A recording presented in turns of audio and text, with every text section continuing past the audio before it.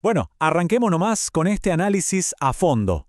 Vamos a desarmar pieza por pieza toda la red de causas y consecuencias de la crisis azucarera de Tucumán. La idea es que esto funcione como una clase magistral súper práctica, ideal para dominar el tema y entenderlo a la perfección de cara a un examen, no solo para memorizar de memoria. Es literalmente como armar un rompecabezas gigante donde cada pieza es fundamental para entender la historia argentina reciente. Vamos a empezar.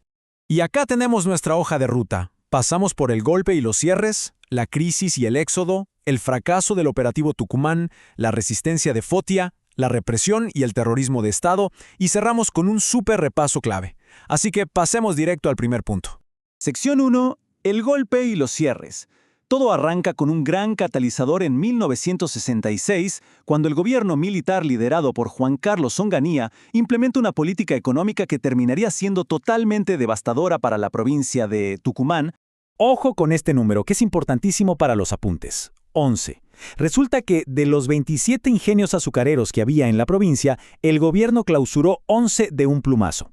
El discurso oficial hablaba de, entre comillas, saneamiento y modernización.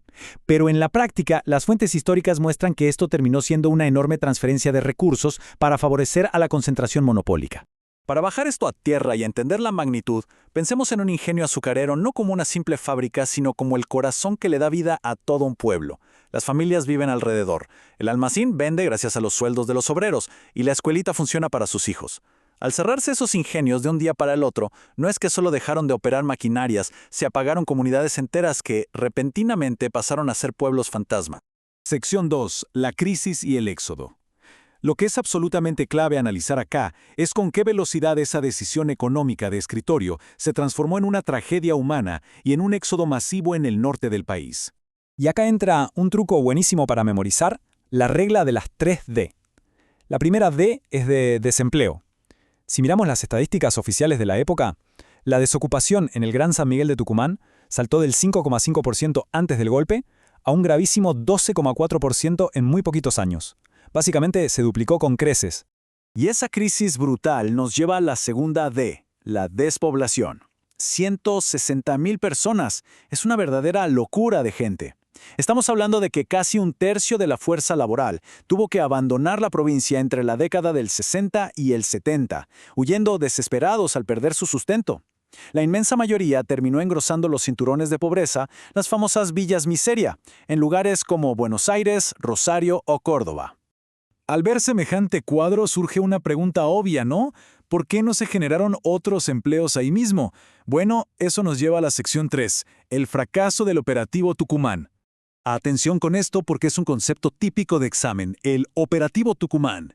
Se presentó como el gran plan estatal para atraer nuevas industrias, diversificar la producción y absorber a toda esa masa de trabajadores desocupados.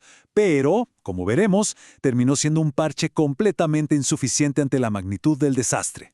Claro, del dicho al hecho hubo un trecho larguísimo. Las expectativas de armar grandes complejos industriales chocaron de frente contra una realidad súper precaria. Las pocas empresitas que lograron instalarse generaron apenas unos 3,000 puestos de trabajo, y mientras tanto, la crisis del azúcar ya había destruido los ingresos de más de 50,000 personas directa e indirectamente. O sea, el plan del Estado no hizo ni cosquillas al problema social. Esa falta total de respuestas concretas nos mete de lleno en la sección 4, resistencia, huelgas y Fotia. Acá completamos la regla mnemotécnica con la tercera D, el descontento. Y las siglas Fotia tienen que ir resaltadas con flúor en cualquier apunte. Este fue el sindicato central que se puso al hombro la resistencia, logrando una unión clave entre los obreros de los surcos y los de las fábricas. Organizaron de todo, huelgas, ollas populares y comisiones de defensa en cada uno de los pueblos afectados.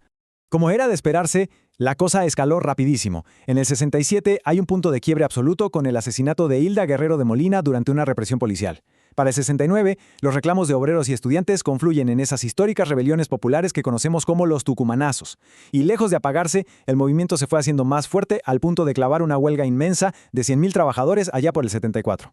Toda esta capacidad de movilización preparó el terreno para la sección 5, represión y terrorismo de Estado, donde vemos la fuerte represalia institucional que se venía gestando. Este es un hito de la historia argentina que hay que saber sí o sí, el Operativo Independencia. Se decreta a principios de 1975 bajo el gobierno constitucional de María Estela Martínez de Perón. El objetivo declarado en los papeles era combatir a la guerrilla. Pero al observar cómo operó en la práctica, las fuentes coinciden en que instaló metodologías de terrorismo de Estado en la provincia, armando incluso centros clandestinos pioneros como la Escuelita de Famayá. Fijémonos bien en cómo se reparte este gráfico de las víctimas oficiales del operativo. Tenemos un 42% que eran obreros y jornaleros, sumado a un 13% de dirigentes y empleados sindicales. Más de la mitad del total pertenecía al ámbito sindical y obrero. Es un dato súper revelador, porque demuestra de manera imparcial que el blanco no fue únicamente la guerrilla armada, sino que existió una persecución sistemática hacia esa clase trabajadora que venía resistiendo los cierres de fábricas desde el 66. Y así, llegamos a la sección final, repaso clave para el examen. Vamos a conectar todas las ideas para que tengan un sentido completo y queden grabadas. Hay que pensar esto como un efecto dominó, una cadena lógica. Primero, el golpe del 66 cierra un ingenios y desata las 3D: desempleo, despoblación y descontento. Segundo, la supuesta salvación del gobierno, el Operativo Tucumán, fue un fracaso total. Tercero, ese vacío y descontento generó una resistencia gigante liderada por Fotía. Y cuarto, ante esa organización obrera, la respuesta final fue la represión del Operativo Independencia persiguiendo a esos mismos trabajadores. Presentar así los hechos en un examen demuestra una comprensión perfecta del contexto general. Y para terminar, dejamos esta pregunta flotando, que es clave para pensar. Más allá de memorizar números y fechas, lo fascinante es ver cómo esta tremenda crisis económica y social moldeó el tejido de una sociedad entera, forjando lazos de solidaridad que perduraron muchísimo tiempo. Entender esa dinámica es lo que de verdad nos sirve para analizar nuestra historia reciente con una mirada súper crítica. Ojalá este desglose sirva de mucha ayuda para arrasar en el estudio.